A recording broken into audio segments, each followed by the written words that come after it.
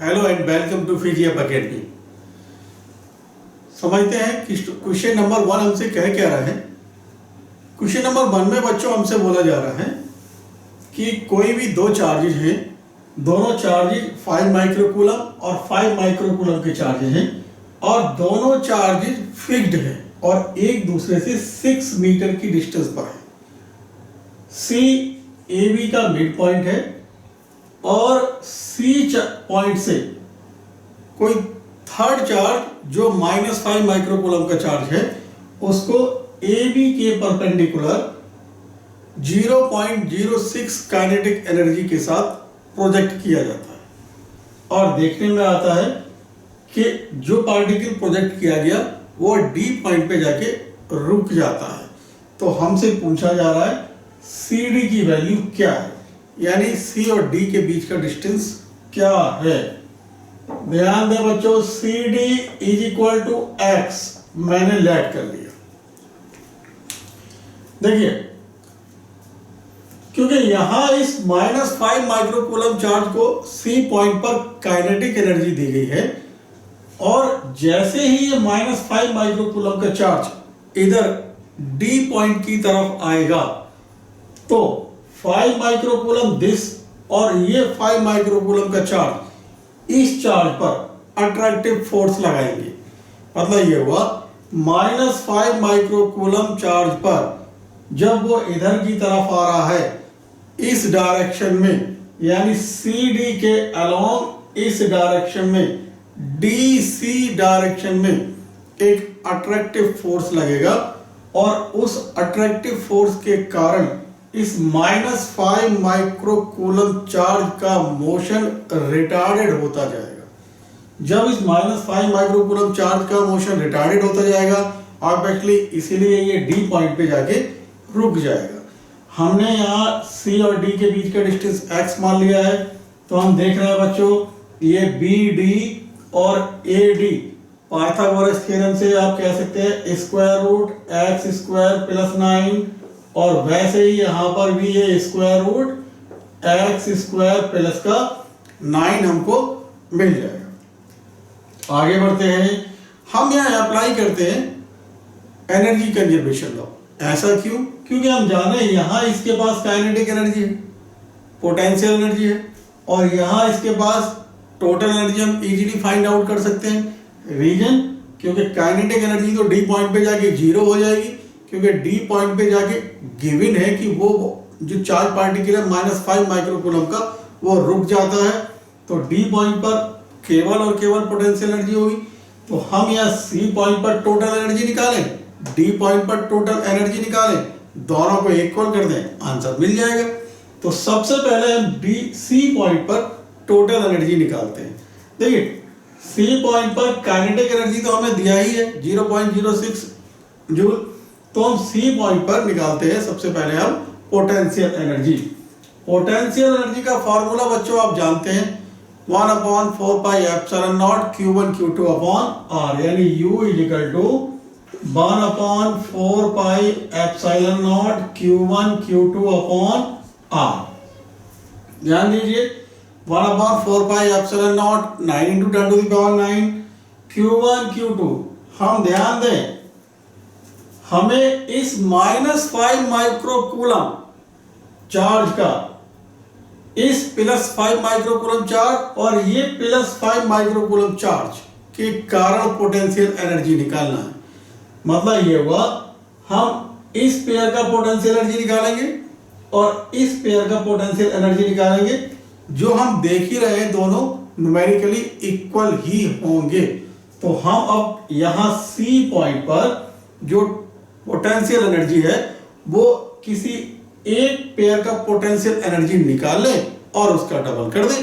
तो ध्यान दीजिए भाई, सी यहां पर हम पोटेंशियल एनर्जी निकाल लें, यू सी आ जाएगा 1/4πε0 9 × 10⁹ Q1 5 microcoulomb, Q2 -5 microcoulomb 5 × 10⁻⁻6 -5 × 10⁻⁻6 upon इस पेयर के बीच का डिस्टेंस 3 और अब मैं इसको 2 से मल्टीप्लाई कर देता हूं। तो जब मैं 2 से मल्टीप्लाई कर दूंगा तो इस पेयर का और इस पेयर का दोनों का टोटल हमें पोटेंशियल एनर्जी मिल जाएगा।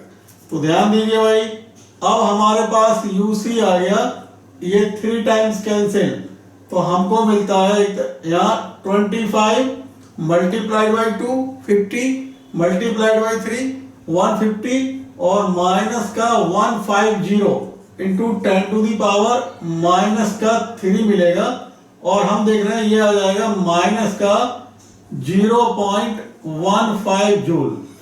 आप जानते हैं कि जब भी हम पोटेंशियल एनर्जी निकालते हैं, जो चार्ज को साइन के साथ लिया जाता है, अगर चार्ज प्लस के हैं तो प्लस साइन, माइनस का है अगर उनमें से कोई एक चार्ज तो माइनस के साइन, मतलब charge are taken with sign when we are calculating potential energy. आगे समझे। तो अब हम सी पॉइंट पर टोटल एनर्जी निकाल ही लेंगे। टोटल एनर्जी ईसी क्या आ जाएगा, potential energy plus given kinetic energy 0.06 minus 0.15, तो ईसी हमें मिला, आप देख रहे हैं माइनस का 0.09 जूल। अब हम डी पॉइंट पर टोटल एनर्जी निकालें, और बच्चों वास्तव में हम देख ही रहे हैं कि डी पॉइंट पर जो टोटल एनर्जी होगा वो केवल और केवल पोटेंशियल एनर्जी होगा। तो इसीलिए हम फिर वही हम ट्रिक यूज करेंगे कि इस जब ये चार्ज यहाँ आ जाएगा तो इस चार्ज के और इस चार्ज के बीच पोटेंशियल एनर्जी निकालें, और इस चार्ज के और इस चार्ज के बीच पोटेंशियल एनर्जी निकालें, उसको वो हमें टोटल एनर्जी मिल जाएगी। लेकिन हम देख रहे हैं इस चार्ज के बीच पोटेंशियल एनर्जी और ये चार्ज के बीच पोटेंशियल एनर्जी इक्वली होगी, तो फिर मैं वही ट्रिक यूज करता हूं। तो अब मैं यहां पर बी पॉइंट पर टोटल एनर्जी लिखता हूं, यानी ई डी, जो वास्तव में पोटेंशियल एनर्जी के इक्वल ही होगी, और वो आ जाएगा 1/4πε0 यानी 9 इंटू 10 टू दी पावर 9, और Q1 और Q2 5 into 10 to the power -6 multiplied by -5 into 10 to the power -6 upon, अब बच्चों हमारे पास डिस्टेंस है ये कितना, square root x square plus 9, x square plus 9 का स्क्वायर रूट और मल्टीप्लाइड बाई 2, क्योंकि दो पेयर का हमारे पास पोटेंशियल एनर्जी है। समझे। हम इसको और इसको इक्वल कर दें, we are applying energy conservation law, तो हम इन दोनों को इक्वल कर सकते हैं। जब हम इक्वल करेंगे तो मैं यहां पर लिख देता हूं, यह आएगा हमारे पास माइनस का 0.09 इज इक्वल टू, ये मिला हमको 9 इंटू ये 25 कर देते हैं, और फिर 2 से मल्टीप्लाई यानी माइनस का 50 कर देते हैं, तो माइनस मैंने पहले लिख लिया, और ये 50 और ये आया 10 टू दी पावर माइनस का 3, और नीचे आया बच्चों square root x square plus का 9। आप देख रहे हैं माइनस माइनस कैंसिल, और ये हमें मिल जाएगा x स्क्वायर प्लस का 9 स्क्वायर रूट में। अब तो केवल मैथमेटिक्स कैलकुलेशन रह गया, तो हम देखते हैं भाई यहाँ पे ये हमें मिल रहा है 9 into 5 into 10 to the power -2, और ये 0.09 को हम नीचे ले आए तो 0.09, यानी ये 0.09 में हम यहां से ये और ये कैंसिल कर सकते हैं, क्योंकि 10 टू दी पावर -2 और 0.09 इसमें भी तो 10 टू दी पावर -2 ही होगा वो। तो अब हमको मिला square root x square plus 9 is equal to 5, squaring both of the sides, तो हमें मिला x स्क्वायर प्लस 9 और ये हो जाएगा बच्चों 25, यानी x स्क्वायर आ गया 16, यानी x आ गया 4 मीटर। आप देख रहे हैं option D is correct, option D, option D कहें या ऑप्शन 4 कहें, ऑप्शन 4 ही कहेंगे हम, ऑप्शन 4 इज करेक्ट। बच्चों हम यहाँ आंसर तो हमको मिल गया, x इक्वल टू 4 मीटर, यानी सी डी के बीच का डिस्टेंस जो है वो 4 मीटर है। लेकिन कभी कभी स्टूडेंट्स के माइंड में यहाँ पर एक कन्फ्यूजन आता है, वो ये कि यहाँ हम -5 माइक्रोकूलम का जो पोटेंशियल एनर्जी निकाले हैं वो, या हम सिस्टम का पोटेंशियल एनर्जी निकाले हैं। तो ध्यान दें, सिस्टम के पोटेंशियल एनर्जी का मतलब है कि हम डिस्चार्ज और डिस्चार्ज का पोटेंशियल एनर्जी निकालें। मींस ये हुआ, एक ये पेयर बनेगा, एक ये पेयर बनेगा और एक ये पेयर बनेगा। तो हम यह सिस्टम का पोटेंशियल एनर्जी नहीं निकाले, हम यह पोटेंशियल एनर्जी निकाले इस -5 माइक्रोकूलम चार्ज का, किसके इलेक्ट्रिक फील्ड के कारण, दिस 5 माइक्रोकूलम चार्ज और दिस 5 माइक्रोकूलम के चार्ज का। सिस्टम का पोटेंशियल एनर्जी निकालने की नीड नहीं है यहाँ पे, हमें नीड है केवल और केवल इस -5 माइक्रोकूलम चार्ज के पोटेंशियल एनर्जी निकालने का, क्योंकि ये -5 माइक्रोकूलम का चार्ज दिस और दिस चार्ज के इलेक्ट्रिक फील्ड में मोशन कर रहा है। इसीलिए हमें एनर्जी चाहिए, पोटेंशियल एनर्जी चाहिए दिस -5 माइक्रोकूलम चार्ज का, ना कि सिस्टम का।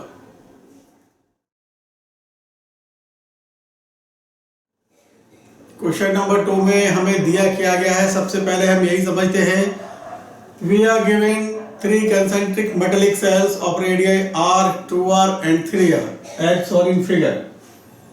इनर मोस्ट सेल को Q1 चार्ज दिया गया है, मिडिल सेल को Q2 चार्ज दिया गया है, आउटर सेल को Q3 चार्ज दिया गया है, और हमसे बोला गया है कि इन तीनों सेल के जो सरफेसेस हैं उन पर चार्ज डेंसिटी इक्वल है। अगर चार्ज डेंसिटी इक्वल है तो हमें बताना है कि Q1, Q2 और Q3 का रेशो क्या है। बच्चों, यहाँ पर आने से पहले हम कुछ थोड़ा यहाँ समझ लेते हैं जो कॉन्सेप्ट यहाँ पर यूज होगा। ये मैंने मान लिया है कि कोई भी 2 कंसेंट्रिक सेल हैं, मैंने इनर सेल को Q1 चार्ज दिया है और आउटर सेल को मैंने कोई भी चार्ज नहीं दिया है। ये दोनों सेल मेटेलिक है, यानी कंडक्टिंग मीडियम के बने हुए हैं। तो जब हम इस इनर सेल को Q1 चार्ज दे रहे हैं तो आप जान रहे हैं, क्योंकि ये कंडक्टर है, तो जो भी चार्ज हम देंगे वो इसके आउटर सरफेस पर आ जाएगा, यानी वो चार्ज यहाँ आ जाएगा। तो यहाँ हमने प्लस चार्ज देख रहे हैं कि ये इनर सेल के आउटर सरफेस पर प्लस चार्ज Q1 जो हमने दिया है। एक प्रोसेस होता है, आप जानते हैं, इंडक्शन प्रोसेस। इंडक्शन प्रोसेस के थ्रू और गॉस थ्योरम की हेल्प से हम ये प्रूव कर सकते हैं कि जो ये आउटर सेल है इसकी जो इनर सरफेस होगी, यानी ये इनर सरफेस जो होगी, उस इनर सरफेस पर इस Q1 के equal he but negative charge appear हो जाएगा, और Q1 के इक्वल ही बट पॉजिटिव इस आउटर सरफेस पर चार्ज अपीयर हो जाएगा by the process of induction. ध्यान दें बच्चों, यहां पर चार्ज आया इंडक्शन के थ्रू माइनस का, और वो माइनस का चार्ज है वास्तव में Q1 के इक्वल ही, और उतना ही चार्ज यानी Q1 के इक्वल ही चार्ज आउटर सरफेस पर आ जाएगा, लेकिन पॉजिटिव, यानी ये चार्ज पॉजिटिव। अब आप देख रहे हैं कि ये आउटर सर्फ जो हमारा आउटर सेल है उस पर अब भी टोटल चार्ज 0 ही है। तो ये प्रोसेस, यानी ये प्रोसेस ऑफ इंडक्शन हम यहां पर अप्लाई करेंगे। ध्यान दें, मैं इनर सेल पर देख रहा हूं Q1 चार्ज दिया गया है, तो by the process of induction जो मिडिल सेल है उसके आउटर सरफेस पर प्लस का Q1 चार्ज और आ जाएगा, जो हमने यहां पर समझा, यानी यहां पर प्लस का Q1 चार्ज और आ जाएगा। इसका मतलब ये हुआ इंडक्शन प्रोसेस के थ्रू जो मिड सेल है उसके आउटर सरफेस पर अब चार्ज Q1 प्लस Q2 होगा। तो अब सीधी सी बात है, ये मिड सेल का आउटर सरफेस जो आउटर मोस्ट सेल है उसको फेस कर रहा है, यानी ये आउटर मोस्ट सेल, तो वही इंडक्शन प्रोसेस के थ्रू आउटर मोस्ट सेल के जो आउटर सरफेस है उस पर Q1 plus Q2 charge appear हो जाएगा, यानी यहां पर चार्ज Q1 प्लस Q2। तो हम देख रहे हैं अब when we are applying the induction process, तो इस इंडक्शन प्रोसेस को अप्लाई करने के बाद हम देख रहे हैं कि इनर मोस्ट सेल पर Q1 चार्ज, मिड सेल की सरफेस पर Q1 प्लस Q2 चार्ज और आउटर मोस्ट सेल की आउटर सरफेस पर Q1 plus Q2 plus Q3 charge हो गया। मैं दिखा दे रहा हूं, इस पर चार्ज है Q1 प्लस Q2 और इस पर चार्ज है Q1 plus Q2 plus Q3। अब हम देख लेते हैं जो हमें कंडीशन दे रखा है। कंडीशन इन्होंने हमें दिया है कि तीनों सेल्स का जो चार्ज डेंसिटी है दैट इज इक्वल। तो भाई इनर सेल का चार्ज डेंसिटी हम देखेंगे क्या आएगा, Q1 upon 4 pi r square, और ये किसके इक्वल है, मिड सेल की चार्ज डेंसिटी और आउटर सेल की चार्ज डेंसिटी के इक्वल। तो मिड सेल का चार्ज डेंसिटी आएगा भाई चार्ज पर यूनिट एरिया, हम यहाँ चार्ज पर यूनिट एरिया इसलिए ले रहे हैं क्योंकि तीनों ही सेल कंडक्टिंग है और कंडक्टिंग सेल के आउटर सरफेस पर चार्ज स्टे करता है, इसीलिए हम यहाँ पर चार्ज पर यूनिट एरिया को हम चार्ज डेंसिटी कहेंगे। तो मिड सेल पर जो चार्ज है अब टोटल Q1 प्लस Q2 और उसका चार्ज डेंसिटी हो जाएगा Q1 plus Q2 upon 4 pi r square, उसका रेडियस है 2r यानी 4r स्क्वायर आ जाएगा। सिमिलरली जो आउटर सेल है उसके लिए हो जाएगा Q1 plus Q2 plus Q3 upon 4 pi multiplied by 9r square, क्योंकि उसका रेडियस 3r है और उस पर चार्ज है Q1 plus Q2 plus Q3। तो हम यहाँ देख रहे हैं कि हमें जो रिलेशन मिलता है वो ये Q1 is equal to Q1 plus Q2 upon 4 is equal to Q1 plus Q2 plus Q3 upon 9। हमें ये जो रिलेशन मिला इसके हेल्प से हम मैथमेटिकली सॉल्व करेंगे। जब हम इसको और इसको देखते हैं तो आप देख रहे हैं Q1 plus Q2 is equal to 4Q1, तो Q2 आ जाएगा यहां से आप देख रहे हैं 3Q1। मैं इस Q1 प्लस Q2 की जगह 4Q1 अब मैं यहां पर यूज कर लूंगा, यानी इसकी जगह मैं डायरेक्टली Q1 प्लस Q2 की जगह यहां देख रहा हूं इन दोनों को इक्वल करके कि Q1 प्लस Q2 की जगह 4Q1 यूज कर सकता हूं। तो अब मैं इसको और इसको ले लिया, तो मैंने हैंड टू हैंड क्या किया, Q1 प्लस Q2 की जगह 4Q1 यूज किया। तो ये मैं इसको और इसको इक्वल भी कर रहा हूं, तो Q1 is equal to 4Q1 plus Q3 upon 9। हम देख रहे हैं तो Q3 आएगा 9Q1 माइनस का 4Q1 यानी Q3 आ जाएगा 5Q1। तो हमको मिला बच्चों, मैं यहां लिख देता हूं Q1 ratio Q2 ratio Q3 equal to Q1, Q2 आया हमारे पास 3Q1 और Q3 हमारे पास आया 5Q1। तो आप देख रहे हैं रेशो आपको मिल गया 1, 3 और 5। आंसर देखते हैं। ऑप्शन हमें दिख रहा है option 2 is correct. Option 2 correct option.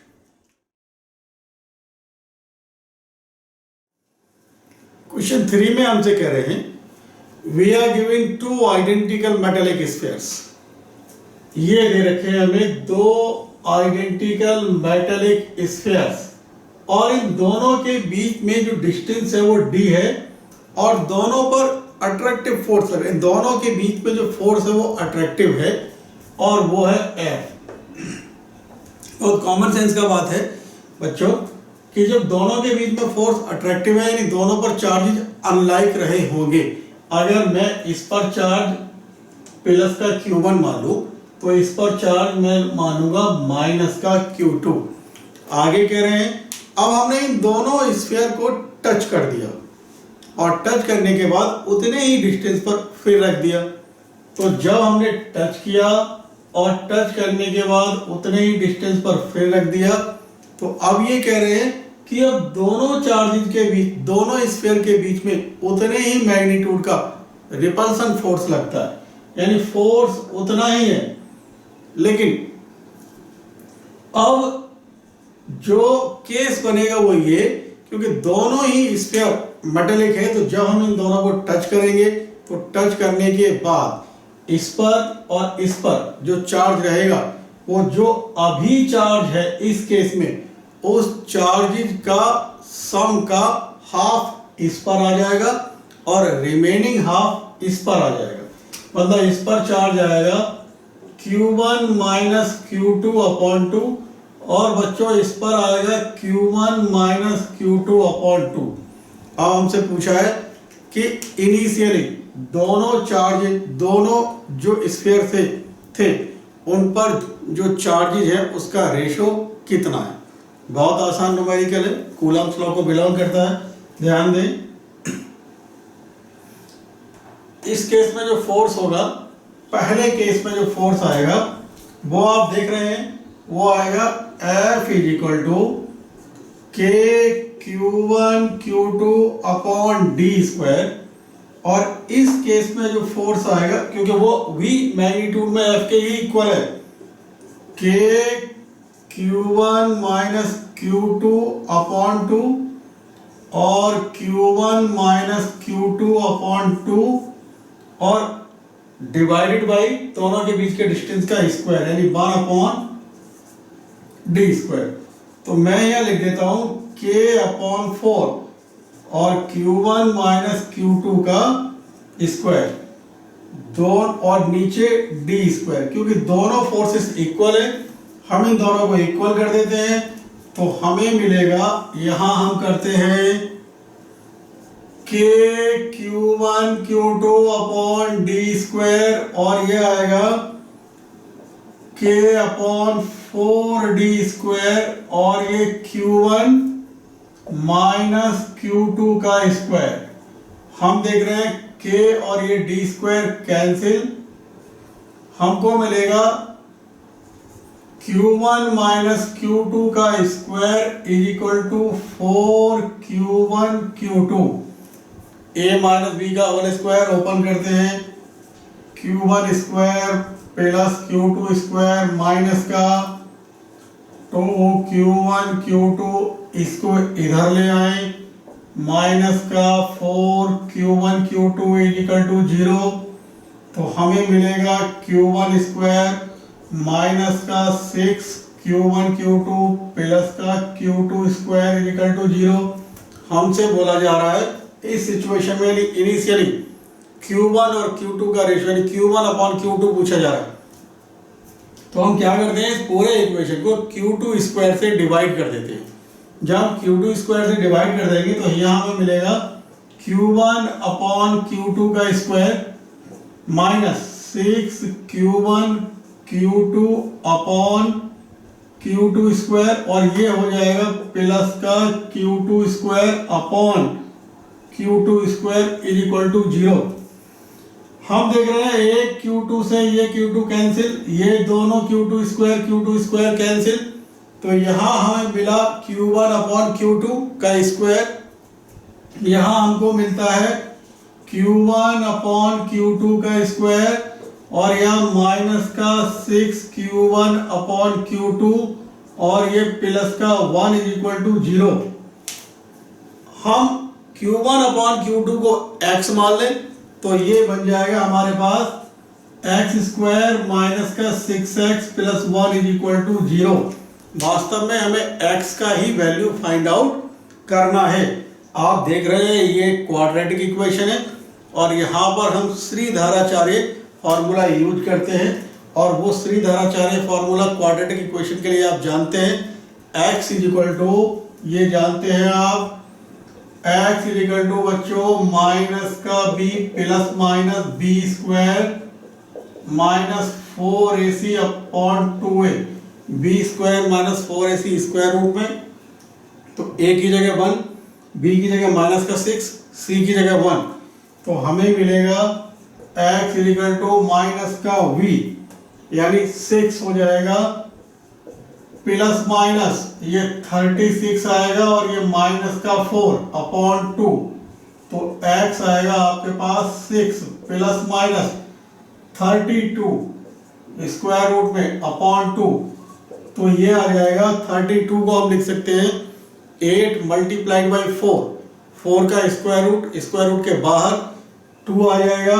तो यहाँ हम सॉल्व करेंगे तो 3 प्लस माइनस स्क्वायर रूट 8, मतलब ये हुआ इसका आंसर।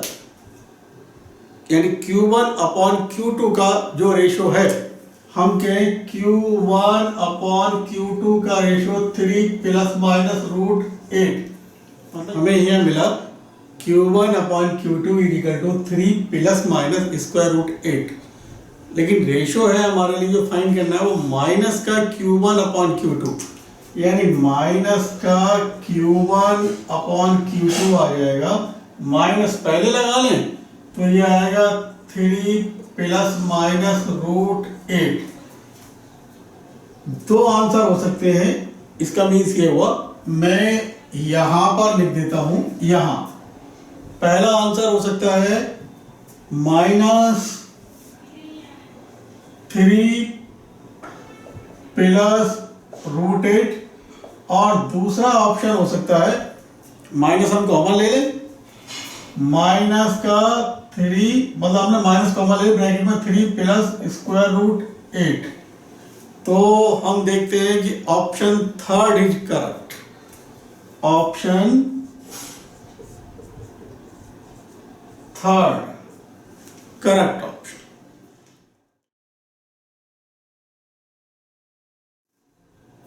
क्वेश्चन 4 में हमसे कहते हैं 2 small spheres are suspended with the help of a insulated thread from a hook, और दोनों स्फीयर पर इक्वल चार्ज कैपिटल Q दिया रखा है। ऐसे समझ लीजिए कि मान लीजिए हमारे पास ये दो हुक हैं इस तरीके से, और एक स्फीयर इससे और एक स्फीयर इससे हैंग करा दिया गया है। जब इन दोनों को Q चार्ज दिया गया है, और जब इस पूरे सिस्टम को हम स्पेस पे ले जाए, और स्पेस में लेने जाने का मतलब है, उन्होंने कहा भी है कि वहाँ कोई भी ग्रेविटेशनल फोर्स एक्ट नहीं है, यानी वहाँ ग्रेविटी नहीं है, तो ऑब्वियसली इन दोनों स्फीयर पर पॉजिटिव चार्ज होने के कारण ये दोनों एक दूसरे को रिपेल करेंगे, और उस केस में यानी जहाँ पर ग्रेविटेशनल इफेक्ट नहीं है वहाँ ये दोनों स्फीयर बिल्कुल एक दूसरे से ऐसे हो जाएंगे। इसका मीन्स ये हुआ उन दोनों थ्रेड के बीच में जो एंगल बनेगा वो 180 का 180 का, और इन्होंने हमसे पूछा है वो एंगल, और पूछा गया है जो थ्रेड है उसमें टेंशन। तो आप देख रहे हैं बच्चों, कुछ केस ऐसा बन जाएगा स्पेस में, इस पर चार्ज Q, इस पर चार्ज Q, और दोनों स्फीयर्स के बीच का डिस्टेंस ऑब्वियसली अब 12 हो जाएगा, यानी ये डिस्टेंस 2L हो जाएगा।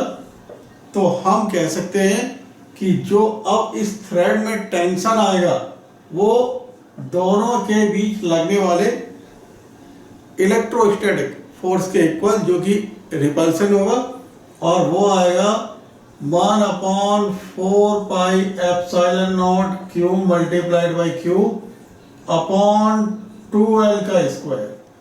तो F आ जाएगा 1/4 पाई एप्सिलॉन नॉट और Q square upon 4L square.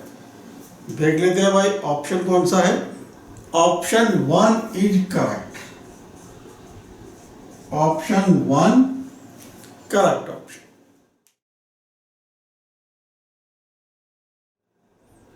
Question 5 में हमसे कहते हैं हमें एक सॉलिड स्फीयर दिया गया है जिसके पास वेरिएबल चार्ज डेंसिटी है, और वो वेरिएबल चार्ज डेंसिटी इस फॉर्मूले से दिया जा रहा है, rho equal to rho naught upon r, और रो नॉट एक कांस्टेंट है। एंड दिस सॉलिड स्फीयर का जो रेडियस है वो r1 है, और इस सॉलिड स्फीयर को एक हॉलो स्फीयर से कवर कर दिया गया। Solid sphere is enclosed bye A hollow sphere of radius r2 and negative charge density minus का सिग्मा। आगे हमसे बोला जा रहा है इस पूरे सिस्टम पर जो टोटल चार्ज है वो 0 है। तब ये हमसे कह रहे हैं कि भाई आपको फाइंड आउट करना है R2 अपॉन R1। तो हम क्या करते हैं, सॉलिड स्फीयर पर टोटल चार्ज निकाल लें, हॉलो स्फीयर पर टोटल चार्ज निकाल लें, दोनों का सम करके 0 के इक्वल कर दें। देखते हैं भाई, आप जानते हैं charge density is equal to rho, और ये आप जानते हैं चार्ज पर यूनिट वॉल्यूम। क्योंकि यहाँ पर वेरिएबल चार्ज है तो ऑब्वियसली हम ये लिखेंगे dq अपॉन dv, और dq आ जाएगा रो dv। जो dv है वो dr रेडियस, dr थिकनेस और r रेडियस का एक थिन स्फेरिकल सेल का वॉल्यूम है। आप जानते हैं dv ऑब्वियसली यही होगा 4 पाई r स्क्वायर dr। जो मैंने लिखा है बच्चों dv equal to 4 pi r square dr, वो आप ऐसे समझ सकते हैं कैसे आया कि मान लीजिए मैं समझाने के लिए एक फुटबॉल कंसीडर कर लूं, तो मैं चाहता हूं कि फुटबॉल जिस मटेरियल से बना है उस मटेरियल का volume, note the point, I am saying volume of the material by which the football is made of. तो वो जो थिन होगा उसका थिकनेस dr और रेडियस r, तो वॉल्यूम आ जाएगा एरिया मल्टीप्लाइड बाई थिकनेस। तो एरिया आ गया ये 4 पाई r स्क्वायर, dr से मल्टीप्लाई कर दिया, इसीलिए dv equal to 4 pi r square dr। तो यहां हम देखेंगे dq हमको मिलेगा रो और dv की जगह 4 पाई r स्क्वायर dr। हम यहाँ पर रो की जगह ये rho naught upon r use कर सकते हैं क्योंकि ये गिवन है, rho naught upon r 4 pi r square dr। तो dq मिलेगा हमको 4 pi rho naught r dr। अब मैं इसको 0 से r1 इंटीग्रेट कर देता हूं क्योंकि सॉलिड स्फीयर का जो रेडियस है वो r1 के इक्वल है। तो मैं यहाँ q फाइंड करने के लिए आएगा 0 टू r1 और ये 4 पाई रो नॉट और r dr, और ये जो q होगा बच्चों वो होगा सॉलिड स्फीयर पर चार्ज। तो ये आ जाएगा, आप देख रहे हैं 4 pi rho naught r square upon 2 और 0 टू r1, 2 से ये 4 कैंसिल हो जाएगा तो 2 पाई रो नॉट और ऑब्वियसली ये r1 स्क्वायर के इक्वल आ जाएगा। जो हॉलो स्फीयर है उसका चार्ज डेंसिटी नेगेटिव में सिग्मा के इक्वल दिया है और उसका रेडियस r2 है। तो वहां पर हम अगर चार्ज डेंसिटी से चार्ज निकालेंगे किस पर, हॉलो स्फीयर पर, तो वो आ जाएगा हॉलो स्फीयर पर चार्ज q डैश मान लिया मैंने, और वो आ जाएगा negative sigma multiplied by hollow sphere का एरिया, क्योंकि वहां सरफेस चार्ज डेंसिटी होगी। तो हमको मिल जाएगा 4 पाई r2 स्क्वायर, ये हॉलो स्फीयर का एरिया, दोनों का सम करके 0 के इक्वल कर देते हैं जैसा कि इन्होंने हमसे बोला है। तो ये मिल गया 2 pi rho naught r1 square minus sigma 4 pi r2 square is equal to 0। तो यहाँ 2 pi rho naught r1 square इधर ले जाएं, 4 पाई सिग्मा r2 स्क्वायर, 2 पाई से ये हमने 4 पाई को 2 टाइम्स कैंसिल कर दिया, तो r2 square upon r1 square, r2 square upon r1 square आ जाएगा rho naught upon 2 sigma, rho naught upon 2 sigma. तो r2 अपॉन r1 हमको मिलेगा, r2 अपॉन r1 हमको मिल जाएगा r2 upon r1 rho naught upon 2 sigma का square root. हम देख रहे हैं बच्चों ऑप्शन है 3, ऑप्शन 3 इज करेक्ट। यहां लिख देते हैं ऑप्शन 3 करेक्ट ऑप्शन।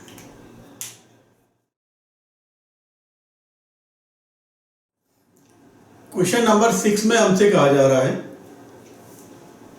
कोई भी हमें कंडक्टर दिया गया है जिसका रेडियस कैपिटल R है और इस कंडक्टर के अंदर, कंडक्टर का जो शेप है वो स्फेरिकल है और उसका रेडियस R है, और इस स्फेरिकल कंडक्टर के अंदर हमने एक कंसेंट्रिक कैविटी जिसका रेडियस स्मॉल a है और साथ में ये गिवन है a is less than R। एक कैविटी निकाल दिया गया है और उस कैविटी के सेंटर पर कैपिटल Q चार्ज रख दिया गया है। पूछा जा रहा है कि कैविटी का जो इनर सरफेस है यानी स्फीयर का जो कैविटी क्रिएट हुआ, तो उस कैविटी का ये सरफेस, यहां पर चार्ज, आउटर सरफेस जो हमारा स्फीयर है उसके आउटर सरफेस पर चार्ज, और कंडक्टर के अंदर किसी भी पॉइंट पर चार्ज क्या होगा। बच्चों इतना तो हम जानते हैं कि कंडक्टर के अंदर तो चार्ज जीरो ही होगा, रीजन क्योंकि कोई भी चार्ज किसी भी कंडक्टर के अंदर स्टे नहीं करता है, वो उसके आउटर सरफेस पर स्टे करता है। अब हम इस सरफेस पर यानी जो कैविटी का ये सरफेस है यहां पर क्या चार्ज होगा, इसे फाइंड करने के लिए हम डिस्कस करते हैं। ये चार्ज कैपिटल Q है जो कैविटी के सेंटर पर रख दिया गया। मान लीजिए मैं आपको समझाने के पर्पज से इस कंडक्टर के अंदर कोई भी एक पॉइंट P ले लिया और इस P पॉइंट से पास होता हुआ मैंने कोई भी एक स्फेरिकल गॉसियन सरफेस ड्रॉ कर दिया, और जो मैंने गॉसियन सरफेस ड्रॉ किया है वो आप देख ही रहे हैं। साथ में मैं जानता हूं कि P पॉइंट जो कंडक्टिंग मटेरियल है उसके अंदर लाई करता है, वहां पर अगर मैं इलेक्ट्रिक फील्ड देखूंगा तो मैं पहले से ही जानता हूं कि वो ऑब्वियसली जीरो ही होगा। रीजन क्योंकि कंडक्टर के अंदर ना तो कोई चार्ज होता है, स्टे करता है, और ना ही वहां पर कोई इलेक्ट्रिक फील्ड होता है। तो मैंने यह गॉस थ्योरम अप्लाई की, और गॉस थ्योरम जब मैं अप्लाई कर रहा हूं तो मैं देख रहा हूं कि इस गॉसियन सरफेस को एनक्लोज करते हुए ये यानी गॉसियन सरफेस इस जो एनक्लोज कर रहा है वो ये चार्ज, कैविटी का जो चार्ज है वो तो मुझे दिखाई देगा। इसका मीन्स ये हुआ कि इस कैविटी के चार्ज के कारण यहां पर कोई इलेक्ट्रिक फील्ड होना चाहिए, लेकिन वास्तव में कंडक्टर के अंदर किसी भी पॉइंट पर कोई इलेक्ट्रिक फील्ड नहीं होता है। तो इससे कंक्लूजन ये निकला कि इतना ही जितना ये कैपिटल Q चार्ज है उतना ही चार्ज लेकिन नेचर में अपोजिट, इतना ही चार्ज लेकिन नेचर में अपोजिट इस कैविटी के इस सरफेस पर अपीयर हो जाना चाहिए। मतलब ये हुआ जो कैविटी का सरफेस है ये जो यहां पर उतना ही चार्ज कैपिटल Q के इक्वल यानी नेगेटिव में अपीयर हो जाता है, और जब ये नेगेटिव चार्ज और ये पॉजिटिव चार्ज दोनों मिलके अब जीरो हो गए, इसका मीन्स ये हुआ P पॉइंट पर इलेक्ट्रिक फील्ड जीरो ही आ जाएगा। रीजन क्योंकि अब हम ये प्रूव कर दिए कि charge enclosed by the Gaussian surface is zero. तो इसका मीन्स ये हुआ, अब हम फाइंड आउट कर लिए कि जो -Q चार्ज है वो कैविटी के इनर सरफेस पर आ जाएगा। और ध्यान दें क्योंकि ये जो माइनस चार्ज अपीयर हुआ है वो कंडक्टर की, या हम ये कहें कैविटी के सरफेस पर अपीयर हुआ है या कंडक्टर की इनर सरफेस पर अपीयर हुआ है, लेकिन कंडक्टर के पास कोई चार्ज नहीं था। इसका मीन्स ये हुआ क्योंकि चार्ज जब नहीं था तो अब ये जो चार्ज अपीयर हो गया इसको न्यूट्रलाइज करने के लिए आउटर सरफेस पर भी उतना ही चार्ज, जितना कि इस कैविटी के अंदर अपीयर हुआ था, आ जाता है। इसका मीन्स ये हुआ, अब हम यहां कह सकते हैं कंक्लूजन ये निकला कि कैविटी के सरफेस पर charge minus Q, outer surface पर चार्ज प्लस क्यू और कंडक्टर के अंदर किसी भी पॉइंट पर चार्ज 0। तो आंसर हो गया बच्चों, आप देख रहे हैं माइनस का क्यू प्लस का क्यू और 0। तो option 2 is correct, option 2 correct option.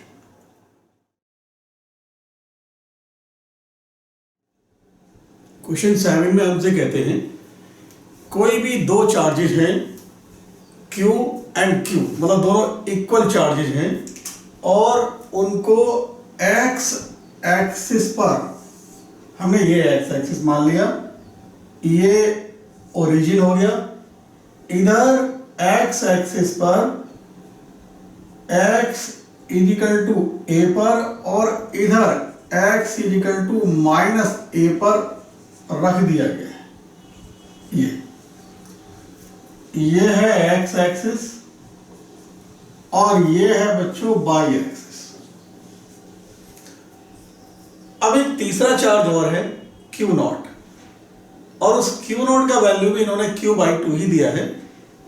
वो ओरिजिन से y एक्सिस के अलोंग डिस्प्लेसमेंट उसको दे दिया गया। ओरिजिन से y एक्सिस के अलावा उसे हमने डिस्प्लेस कर दिया इधर की तरफ। मान लीजिए हमने जब डिस्प्लेस किया तो ये यहां आ गए, सपोज कीजिए, तो ये y इन्होंने दिया है और साथ में कह रहे हैं कि y का वैल्यू a के कंपैरेटिवली बहुत स्मॉल है। तो इनका कहना है इन दोनों चार्जेस के कारण, यानी Q और इस Q के कारण इस Q नॉट चार्ज पर जो फोर्स लगेगा वो किसके प्रोपोर्शनल है। 4 ऑप्शन दे रखे, देखते हैं, बहुत आसान सा क्वेश्चन है, ध्यान दीजिए। ये भी चार्ज पॉजिटिव, ये भी पॉजिटिव और ये भी पॉजिटिव। अगर हम इस चार्ज और इस चार्ज के बीच फोर्स की बात करें तो फोर्स लगता है इलेक्ट्रोस्टैटिक फोर्स, आप जानते हैं, चार्जेस को ज्वाइन करने वाली लाइन के अलोंग। अगर वो रिपल्सन है तो पुश करते हुए, और अगर वो अट्रैक्शन है तो अपनी तरफ के लिए। लेकिन यह दोनों चार्ज, ये चार्ज और ये चार्ज लाइक चार्जेज हैं। इसका मतलब ये हुआ इस चार्ज पर लगने वाला फोर्स इस चार्ज के कारण इस डायरेक्शन में होगा। मैंने ये F1 मान लिया। वैसे ही इस चार्ज को और इस चार्ज को लाइन से मिला देते हैं, ये हमने मिला दिया। तो इस चार्ज के कारण भी इस पर जो फोर्स लगेगा वो दोनों लाइक चार्ज यानी रिपल्सन होगा, यानी ये इसको इधर की तरफ पुश करेगा। ये A के इक्वल, ये A के इक्वल, तो और ये y के इक्वल है। तो बहुत आसानी से हम कह सकते हैं ये हो जाएगा a square plus y square का स्क्वायर रूट, और वैसे ही बच्चों ये हो जाएगा a square plus y square का स्क्वायर रूट। ध्यान दें, अगर हम इन दोनों पेयर की बात करें Q और Q नॉट, और इधर इस पेयर में दोनों चार्जेस की बात करें Q और Q नॉट, तो दोनों इस केस में भी और इस केस में भी पेयर का प्रोडक्ट इक्वल है और ये डिस्टेंस भी इक्वल है। इसका मीन्स ये हुआ, हम जानते हैं कि F इजिकल टू जो होता है 1/4 pi epsilon not Q1 Q2 upon R square में Q1 Q2 दोनों ही केस में इन Q1 Q2 का प्रोडक्ट और R स्क्वायर सेम, यानी हम कहेंगे F1 और ये फोर्स F2 दोनों इक्वल फोर्स होंगे मैग्नीट्यूड में। हमने F1 मान लिया इस चार्ज के कारण Q नॉट पर लगने वाला फोर्स, F2 मान लिया इस चार्ज के कारण Q नॉट पर लगने वाला फोर्स, लेकिन दोनों ही मैग्नीट्यूड में इक्वल होंगे। तो हम यहाँ पर F1 is equal to F2 is equal to, मैं 1/4 पाई एप्सिलॉन नॉट को फिलहाल K लिखता हूं, K, और ये हो जाएगा Q और Q naught upon R square. R का मतलब है ये, तो a square plus y square आ जाएगा, स्क्वायर रूट हट जाएगा, a square plus y square. मान लिया ये एंगल थीटा, तो ऑब्वियसली ये साइड और ये इक्वल है, तो ये थीटा है तो ये भी थीटा होगा। यानी ये भी थीटा होगा और ये भी थीटा होगा। तो हम F1 और F2 के दो कंपोनेंट कर सकते हैं। F1 का एक कंपोनेंट इधर की तरफ और F2 का एक कंपोनेंट इधर की तरफ। ये आएगा F1 साइन थीटा और ये आ जाएगा F2 sine theta. Obviously F1 sine theta, F2 sine theta, F1 F2 equal theta equal, इसलिए ये दोनों एक दूसरे को कैंसिल कर देंगे। F1 का इधर कंपोनेंट आएगा और F2 का इधर कंपोनेंट आएगा, उन दोनों का सम, क्योंकि F1 का इधर कंपोनेंट F1 cos थीटा और F2 का इधर कंपोनेंट F2 cos थीटा, दोनों सेम डायरेक्शन में, इन दोनों का सम ही इस चार्ज पर लगने वाला रिजल्टेंट फोर्स होगा। तो हम यहां लिख देते हैं रिजल्टेंट फोर्स आ जाएगा F1 cos theta plus F2 cos theta, यानी F1 F2 इक्वल है, तो हम लिख लें 2F1 cos थीटा F और 2 F1 है बच्चों हमारे पास Q naught upon A square plus b square और cos थीटा आ जाएगा, आप जानते हैं बेस अपॉन हाइपोटेन्यूज। बेस ये बाई के equal, hypotenuse square root A square plus b square के इक्वल, यानी b upon A square plus b square का 1/2। तो ये F आ जाएगा आपके पास 2Q नॉट बाई अपॉन, इन दोनों को हम एक जगह लिख सकते हैं, ये A square plus b square का पावर 3/2। हम ये कंडीशन अप्लाई कर देते हैं। इन्होंने हमसे कहा भाई very very less than A, तो बाई स्क्वायर को हम नेगलेक्ट कर दें। जब हम बाई स्क्वायर को नेगलेक्ट कर देंगे तो बाई स्क्वायर की जगह 0 लिख सकते हैं यहाँ पे, और जब हम बाई स्क्वायर की जगह यहाँ 0 लिख सकते हैं तो हमें मिलेगा 2Q नॉट अपॉन A की पावर 3, और ये बाई ऐसे ही रहेगा। हम इस बाई की जगह 0 नहीं लिख सकते, by is very very less than A, इसका मतलब वाई स्क्वायर, तो A स्क्वायर की कंपैरेटिवली और भी छोटा होगा, इसीलिए हम वाई स्क्वायर की जगह 0 लिख सकते हैं।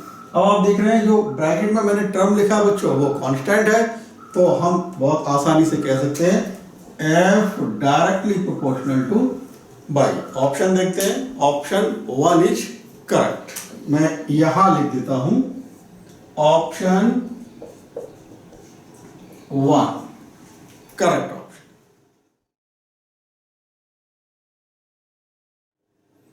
क्वेश्चन 8 में हमसे कहते हैं यहां हमें 2 आइडेंटिकल वॉल दे रखे हैं A और B, और दोनों पर इक्वल चार्ज है, और उनको एक कॉमन पॉइंट से 2 इक्वल लेंथ की स्ट्रिंग के साथ हैंग करा दिया गया है।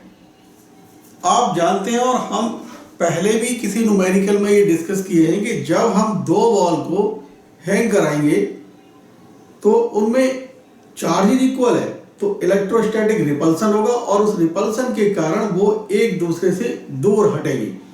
जैसे समझाने के लिए मैं ऐसे मान लूं कि ये दोनों स्ट्रिंग हैं, तो यहां मैंने 2 बॉल लगा दी, चार्ज उन पर इक्वल है, लाइक चार्ज है, तो वो एक तरीके से ऐसे एक दूसरे से रिपेल करती हुई जाएगी। ठीक है, अब ध्यान दें क्योंकि उन दोनों बॉल के पास मास भी है, इसलिए वेट नीचे लगेगा। तो अब एक ऐसा इक्विलिब्रियम सेट होगा जहां पर वेट और ये इलेक्ट्रोस्टैटिक रिपल्सन और एक तीसरा फोर्स जो इस स्ट्रिंग में लगेगा टेंशन, इन सब का फोर्सेस जितने भी हैं इन सब का रिजल्टेंट 0 हो जाए। मतलब ये हुआ इक्विलिब्रियम का मतलब आप जानते हैं, एक ऐसा पॉइंट है जहां पर इस बॉल पर या इस बॉल पर जो रिजल्टेंट फोर्स है वो 0 है। तो भाई समझते हैं क्या हुआ कि दोनों बॉल एक दूसरे को रिपेल कर गई। जब दोनों बॉल एक दूसरे को रिपेल कर गई, इसका मीन्स ये हुआ कि ये इस पर फोर्स लगाएगा और ये इस पर इक्वल फोर्स लगाएंगे, और उस समय इक्विलिब्रियम के केस में ये एंगल मान लो अल्फा है, तो ऑब्वियसली ये भी अल्फा ही होगा, और इसके कारण इस पर लगने वाला जो रिपल्सन फोर्स होगा वो इधर की तरफ, मान लीजिए दोनों पर चार्ज Q है, तो मैंने Q दिखा दिया, अब आगे ये कहते हैं, अब जिस हाइट पर ये दोनों कॉमन पॉइंट जहां से सस्पेंड किया गया था, उस यहां से इनको हटा के एक तरीके से आधी हाइट पर इन्होंने फिर से इस स्ट्रिंग को अब आधी हाइट पर ज्वाइन कर दिया, जो यहां दिखाया गया है। तो अब ऑब्वियसली नया इक्विलिब्रियम सेट होगा। तो जब नया इक्विलिब्रियम सेट होगा तो उसमें पूछ रहे हैं हमसे ये कि नए इक्विलिब्रियम के केस में जो दोनों चार्जेस के बीच का डिस्टेंस होगा वो हमको फाइंड आउट करना है। किसके टर्म्स में? जो पुराना इक्विलिब्रियम डिस्टेंस है उसके टर्म्स में। देखते हैं बच्चों, आप देख ही रहे हैं कि क्वेश्चन बिलोंग करता है इक्विलिब्रियम, इलेक्ट्रोस्टैटिक्स और ये इसका अपना वेट, इन सबको इन्वॉल्व करते हुए। तो मैं मान लो इस चार्ज के लिए इक्विलिब्रियम देख रहा हूं, मैं इसके लिए भी देख सकता हूं, इसके लिए भी देख सकता हूं। चलो मैंने इसी के लिए देख लिया, मान लीजिए। तो ध्यान दें भाई, वेट नीचे की तरफ mg, दोनों के मास इक्वल है। अच्छा, इसके कारण इस पर लगने वाला फोर्स इधर की तरफ ग्रेविटी, ये इलेक्ट्रोस्टैटिक रिपल्सन, और इधर ये आ गया भाई टेंशन। तो हम देख रहे हैं जब ये अल्फा है तो आप देखेंगे ये एंगल भी अल्फा हो जाएगा, और इस टेंशन के दो कंपोनेंट हो सकते हैं, एक इधर की तरफ T cos अल्फा और दूसरा इधर की तरफ T sin अल्फा। तो हम देख रहे हैं जब हम इक्विलिब्रियम की कंडीशन अप्लाई करेंगे कि ये फोर्स इसके इक्वल हो जाना चाहिए और ये फोर्स इसके इक्वल हो जाना चाहिए। तो हम लिख सकते हैं T cos alpha is equal to mg। मैं यहां लिख देता हूं T cos alpha is equal to mg, और बच्चों ये T sin alpha is equal to f, T sin alpha is equal to f। ध्यान से समझे। अब मैं सेकेंड इक्वेशन को पहली इक्वेशन से डिवाइड कर देता हूं, T से T कैंसिल हो जाएगा, तो मुझे मेरे पास हमको मिलेगा बच्चों tan अल्फा, मैं डायरेक्ट लिख दिया। आप देख रहे हैं T sin alpha is equal to f और T cos alpha is equal to mg। T से T कैंसिल, मैंने सेकेंड को फर्स्ट से डिवाइड किया है, तो हमें मिल जाएगा sin alpha upon cos alpha tan alpha, और इधर आ जाएगा भाई f अपॉन mg। आगे बढ़ते हैं। अब यही इक्विलिब्रियम की कंडीशन हम इसमें अप्लाई करेंगे। ध्यान दें, हम इसी के अकॉर्डिंगली इसके लिए ऐसे ही इक्वेशन लिखेंगे, समझने की कोशिश करते हैं क्योंकि एग्जाम में हमें जल्दी आंसर लाना है। देखो बच्चों ध्यान से समझे भाई, क्योंकि हम देख रहे हैं कि अब ये डिस्टेंस ऑब्वियसली जब ये पहले y था, अब ये y अपॉन 2 हो गया, तो हम बहुत आसानी से कह सकते हैं कि ये डिस्टेंस चेंज हो गई। जब ये डिस्टेंस चेंज हो गई, वास्तव में चेंज हो गई तभी तो हमसे पूछा गया है। तो जब ये डिस्टेंस चेंज हो गई तो ये एंगल भी चेंज हो गया होगा, लेकिन ये एंगल चेंज होने का मतलब है ये यहाँ अल्फा था तो यहाँ कुछ और हो गया होगा। मान लिया मैंने बीटा, तो ये भी मैंने बीटा ही मानूंगा। तो अब यही इक्वेशन जब मैं इस फिगर के लिए लिखूंगा तो मुझे कोई डिफरेंस ज्यादा नहीं दिख रहा। मैं इसी की हेल्प से इसी के लिए इक्वेशन लिखूंगा। क्या लिखना है मुझे? अब मैं लिख सकता हूं भाई tan beta is equal to, अब ध्यान दें बच्चों f चेंज हो जाएगा, जो यहाँ f था अब वो f नहीं रहेगा। रीजन, क्योंकि आप इलेक्ट्रोस्टैटिक रिपल्सन जानते हैं, वो चार्जेस के प्रोडक्ट और चार्जेस के बीच के डिस्टेंस पर डिपेंड करता है। चार्जेस का प्रोडक्ट तो सेम रहा लेकिन डिस्टेंस तो चेंज हो गया, तो इसीलिए हम कहेंगे भाई कि अब हमने इसको मान लिया F1 मान लिया, लेकिन मास तो वही रहेगा क्योंकि मास तो चेंज नहीं हुआ, तो ये लिख दिया मैंने mg के ऊपर। अब ध्यान दें, यहां से मैं mg निकालूंगा तो f अपॉन tan अल्फा आएगा, यहां से mg निकालूंगा तो f1 अपॉन tan बीटा आएगा। मैं दोनों को इक्वल कर सकता हूं। इन दोनों की हेल्प से मैंने, यह ध्यान दें बच्चों, मैंने mg और mg को फाइंड आउट किया, जो यहां से आएगा f अपॉन tan अल्फा, यह आ गया f अपॉन tan अल्फा। और क्योंकि मैं दोनों को इक्वल लिख सकता हूं क्योंकि mg इक्वल है, और यहां आएगा f1 tan बीटा। तो हम इसको अब ऐसे लिख सकते हैं, F tan beta is equal to F1 tan. F आप देख रहे हैं बच्चों, एफ था इस केस में फोर्स और F1 इस केस में फोर्स। तो हम यहां एफ लिख सकते हैं भाई, के Q1 Q2 upon R square. तो एफ लिखा जाएगा के Q1 भी Q, Q2 भी Q, यानी Q square upon R square और टेन बीटा यहां से, और टेन थीटा आप जानते हैं परपेंडिकुलर अपॉन बेस, परपेंडिकुलर हो जाएगा ये R1 का हाफ, R1 अपॉन 2 और बेस ये बाई अपॉन 2। तो ये आएगा R1 अपॉन 2 और बाई अपॉन 2, और F1 आएगा के Q square upon R1 square. हम लिख रहे हैं F को के Q square upon R1 square और टेन एल्फा हम यहां से लिखेंगे, वो आप दिख रहा है R अपॉन 2, ये R अपॉन 2 बच्चों, और ये बाई। तो ये आएगा R upon 2 upon by.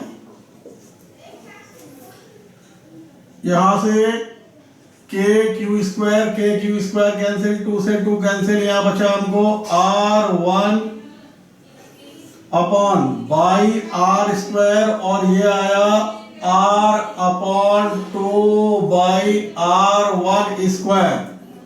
By से बाई कैंसिल, R1 को हम इधर ले आए, मतलब क्रॉस मल्टीप्लाई कर लें, तो ये आएगा R1 cube is equal to R cube upon 2।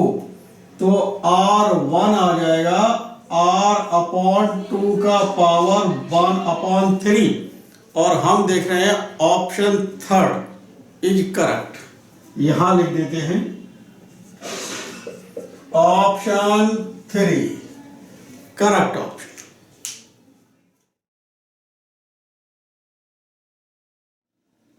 Question number 9 कह रहे हैं, if an object A is rubbed with object B, then A becomes positively charged and B becomes negatively charged.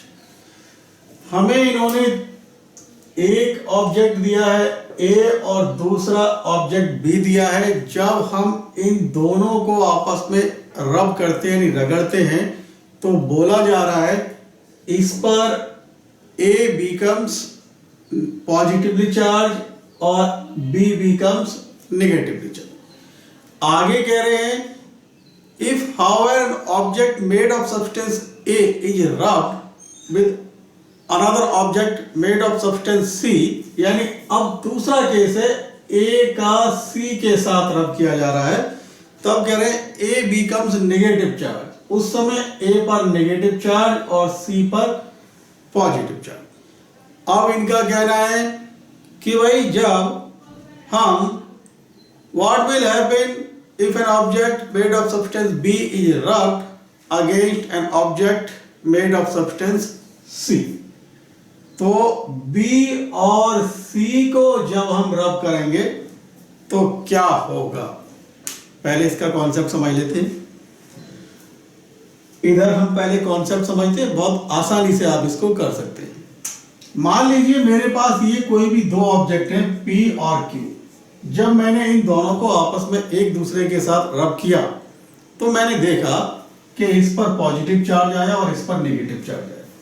समझाने के लिए तो बच्चों, इस पर पॉजिटिव चार्ज का आना, इस पर नेगेटिव चार्ज का आना, इससे हम क्या कंक्लूजन निकालते हैं इन ऑब्जेक्ट्स के बारे में, वो डिस्कस कर लें।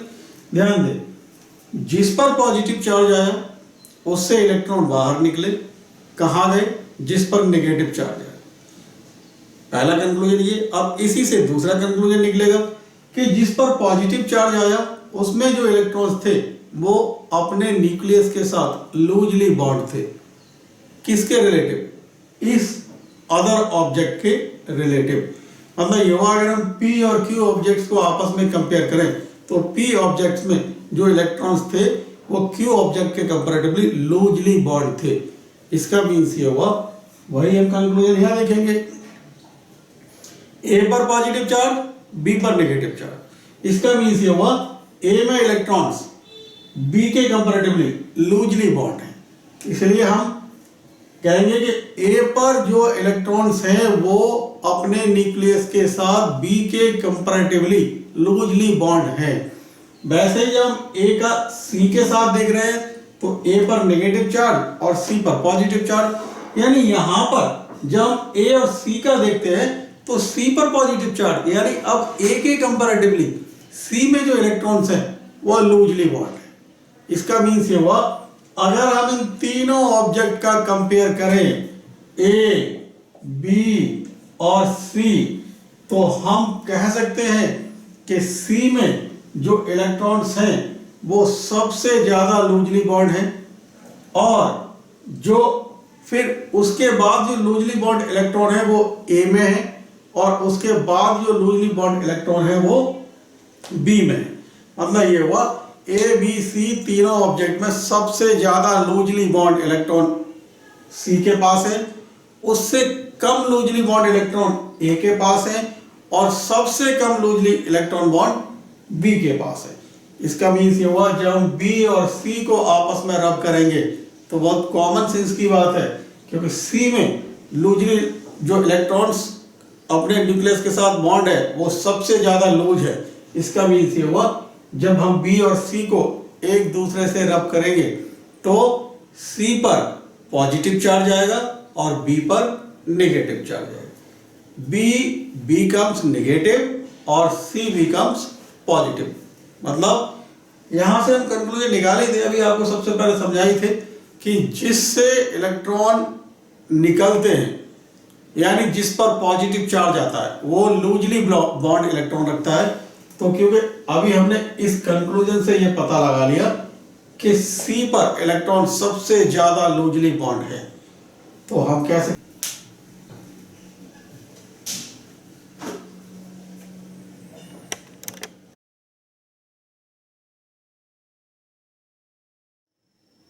क्वेश्चन 10 में हमको दिया गया है 2 सर्किल्स हमको दिए गए हैं। जो स्मॉलर सर्किल है उसका रेडियस स्मॉल r है और जो बिगर सर्किल है उसका रेडियस कैपिटल r है, और दोनों ही सर्किल कंसेंट्रिक है, और सेंटर पर -q चार्ज रख दिया गया है। और जो स्मॉलर सर्किल है और जो बिगर सर्किल है उनके सरकमफ्रेंस पर जैसे कि फिगर में दिखाया गया है डिफरेंट चार्जेस को अरेंज कर दिया गया है, और हमसे पूछा जा रहा है कि इस सेंटर पर जो -q चार्ज रखा गया है उस पर कितना रिजल्टेंट फोर्स एक्ट हो रहा है। ध्यान से समझे भाई। पहले हम देखते हैं कि +4q चार्ज, पहले हम बिगर सर्किल के लिए देख लें। +4q चार्ज, इधर -7q charge, -7q charge, -2q, -2q, -2q, -2q। तो ऑब्वियसली अब हम देखते हैं कि ये जो चार्जेस हैं आमने सामने के वो सभी हम जो देख रहे हैं जो कि ये डायमीटर के अलोंग अपोजिट रखे गए हैं सभी इक्वल है। तो हम कंक्लूजन निकाल सकते हैं कि जितना फोर्स इस 4q और -q के बीच लगेगा उतना ही फोर्स इस -q और इस +4q के बीच में लगेगा। यानी ये 4q इस -q पर और ये 4q इस -q पर equal but opposite force apply करेगा। रीजन क्योंकि इस पेयर का प्रोडक्ट इस 4q और q का प्रोडक्ट, वैसे ही इस 4q और इस q का प्रोडक्ट इक्वल है, और ये डिस्टेंस भी दोनों चार्जेस के बीच का इक्वल है, r के कैपिटल R के इक्वल है। इसलिए हम कंक्लूड करते हैं कि इस 4q के कारण और इस 4q के कारण इस -q पर फोर्स मैग्नीट्यूड में equal but opposite in direction, यानी एक दूसरे को कैंसिल कर देंगे।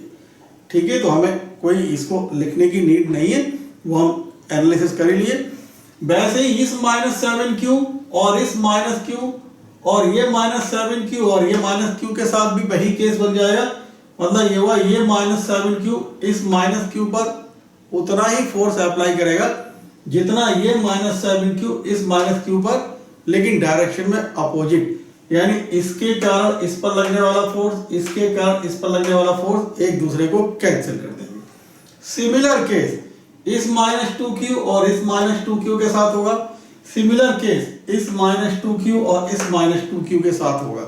इसका मीन्स ये हुआ जो बिगर सर्किल के सर्कमफ्रेंस पर डिफरेंट चार्जेस को अरेंज किया गया है वो उनमें से कोई भी चार्ज इस सेंट्रल -q चार्ज पर कोई फोर्स नहीं लगा रहा होगा। अब स्मॉलर सर्किल की बात देख लेते हैं।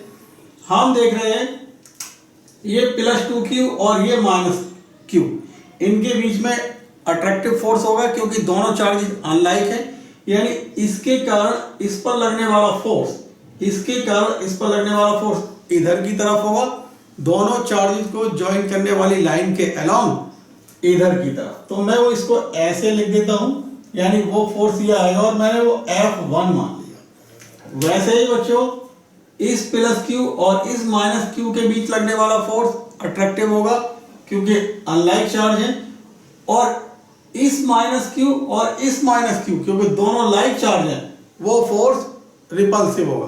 तो हम ऐसे कह दें इसके कारण इस पर लगने वाला फोर्स ऑब्वियसली इधर की तरफ होगा और इसके कारण इस पर लगने वाला फोर्स वो भी इधर ही की तरफ होगा। मतलब ये हुआ, ये हम कह सकते हैं इसके कारण इस पर लगने वाला फोर्स मैंने मान लो ये दिखा दिया और इसके कारण इस पर लगने वाला फोर्स मैंने ये दिखा दिया। तो अब हम इसको F1 और ये हम देख रहे हैं F2 मान लिया, एक हमने इसमें F3 मान लिया।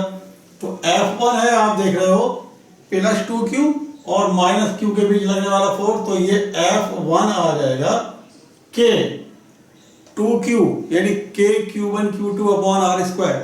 तो Q1 2q और Q2 q और डिवाइडेड बाई स्मॉल r का स्क्वायर, तो ये आ जाएगा 2kq² अपॉन R²।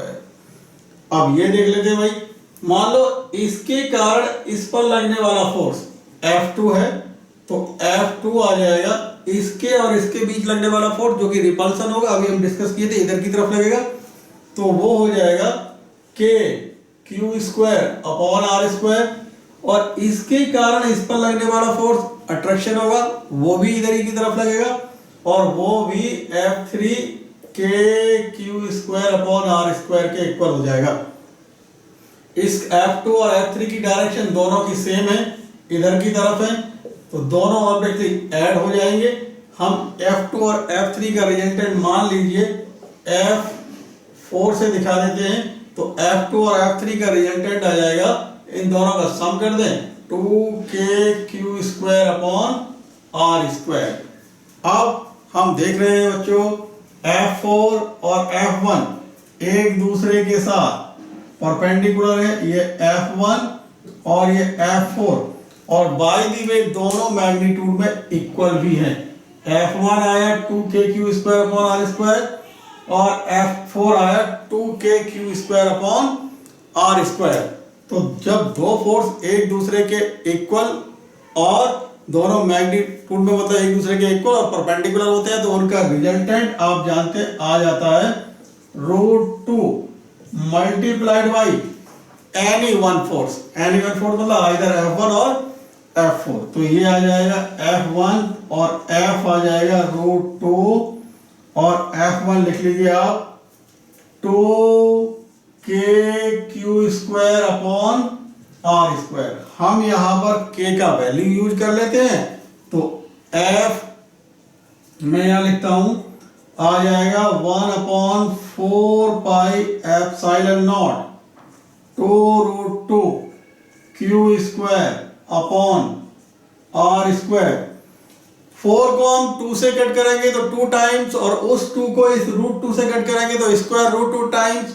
मैं यहां लिख देता हूं आंसर, तो हमारे पास आंसर आएगा q² अपॉन √2 पाई ε0 R²।